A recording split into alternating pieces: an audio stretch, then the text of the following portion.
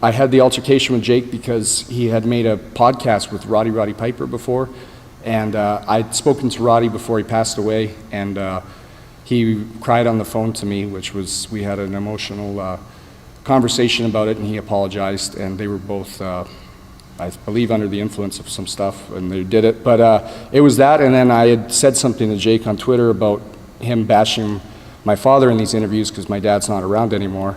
And then I kept hearing about him talking about Davey, and it's like, why are you talking about Davey now? He's passed away. He's not here to defend himself. If you had a problem with him, why the fuck didn't you talk to him back in '96 when you were working in WWF?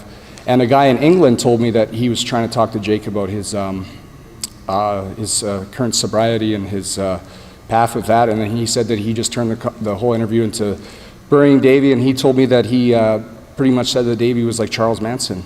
And I was so offended, and he said that he wasn't even going to put the interview up. He buried him so bad. So I was mad about that. So I confronted Jake about it, and he didn't want to apologize, and he just kind of threw his arms up like, that's the way it is, kid. And I wanted to talk to him diplomatically, and he didn't. And then I was prepared to fight him, and he didn't want to fight me, but he wanted to mouth off to me. So and then he said something like, fuck you, fuck your dad, and he said something about my dad, and I saw red there, and anybody that would be in my boots would have done the same thing. So I just threw coffee at him, and then his daughter was the one that attacked me, and she got mad, and she called the cops, but the cops came, and then I left because she was killing my merchandise sales.